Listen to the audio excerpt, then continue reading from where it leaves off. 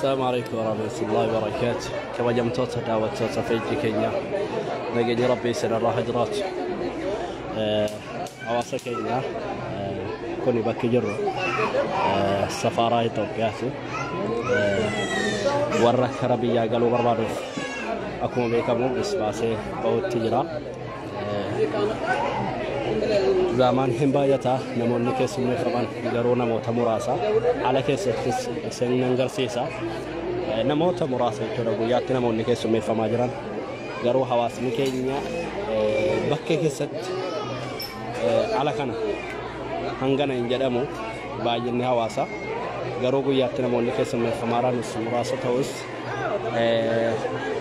حواس مكينيا سلا يروكنا يجسات gammachuudhaan imaluu qaba kan mana hidhaa jiru akkuma jirutti jira hawaasa keenya san mana hidhaa jiruuf du'aa gochuun murteessaadha barbaachisaadha kan mana hidhaa jiruuf du'aa godhaa inni bakkee keessa jiru karaa seera qabu misbaasee baafatee tikeetii kutatee wanna hunda xumuratee karaa biyya isaatti nagaan galuu jira garuu hawaasni keenya mana hidhaa keessa jiru dararaa guddaa irra gahaa jira akkuma argaa jirtan akkuma beektanu namni dubbatuuf hin jiru namni haasa'uuf hin jiru namni waa'ee hawaasa keenya mana hidhaadhaa dubbataaroo hin jiru jechuudha. Safaaraa keessattis ta'ee alattis ta'ee dhimmi hawaasa keenya mana hidhaa keessatti dararamaaru namoonni xiyyeeffatee dhimma hawaasa keenya dararaa keessa jiru sanarratti dubbataaru hin jiru. Kan jiru warrooma alaa bisbaasee waraqaa kutatee jawaazatii raqee tikeetii kutatee ofiisaatii alatti koronaa dhibee kana marammaratee warra kara biyyaa imalaaru jechuudha. Garuu hawaasa keenya isa mana hidhaa keessa jiruuf gama hawaasa kanaanis wanni ka'u hin jiru gama koominiitiitiinis wanni ka'u safaaraa keessatti wanni uummata keenyaa kun wanni ka'u tokko illee hin jiru. Kanaaf hawaasa keenya dhimma hawaasa keenya irratti dubbachuun barbaachisaadha. Xiyyeeffannee haasa'uun murteessaadha. Kanaaf waa'een hawaasa keenyaa kun nu dhibuu qaba. Inni ala jiru alarraan karaa seera qabuun galaa jira. Inni hidhaa keessa jiru hanga yoom ta'an gaafii nafsii namatti ta'a jechuudha obboleeyyan. Kanaaf itti xiyyeeffannee dubbachuun murteessaadha. Dhimma hawaasa keenya irratti ilaalannee irratti quuqamnee hawaasa keenya kanaaf dhimminee dubbachuun barbaachisaadha. Du'aa gochuun barbaachisaadha. Hawaasa keenya argaa jirtu kun bakka kanatti dubartootatu keessummeeffamaa jiran jechuudha. Warra dhiiraa ala kanatti baay'ina uummata dhiiraa isin agarsiisa.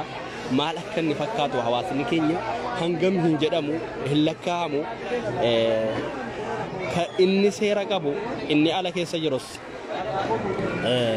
karaa seera qabu galaa jira. Inni seera hin qabne yoo isa mana hidhaa keessa jiruuf hawaasa keenya xiyyeeffannee haa dubbannu. Warra dhiiraan isin agarsiisa. Baay'ina uummata dhiiraa ala keessa jiruun isin agarsiisa. Nu waliin ta'an isin jedha hawaasa keenya.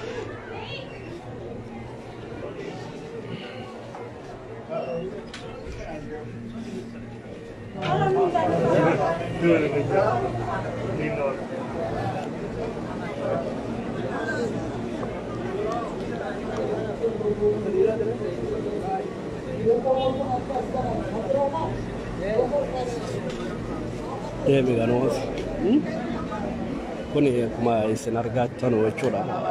Ilaaluun murteessaadha. Dhimmamuun wanna kanarratti dirqama.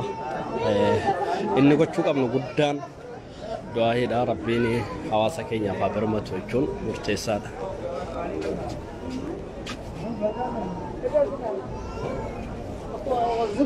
Jarri ijoollee keenya guuraaraan as konoon fuulduree jiran. Baay'ina uummata ala keessa deemus hangana jedhamu dhimmi hawaasa keenya yaa hawaasa keenya rakkoon hawaasa keenya lakkaa'amee himamee waan dubbatamee dhumu miti. Hawaasa keenyaaf adaraa bakka jirtanutti rabbiin kadhachuun waa hundarra caalaadha.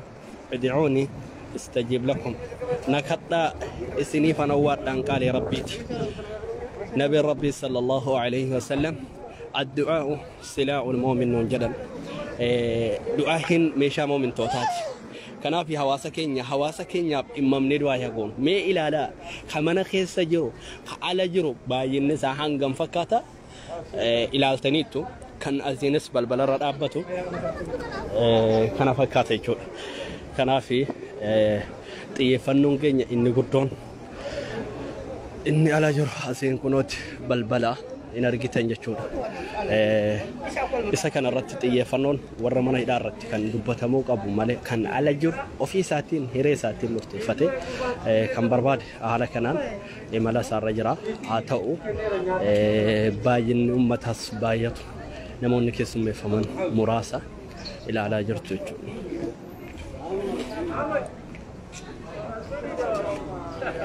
السلام عليكم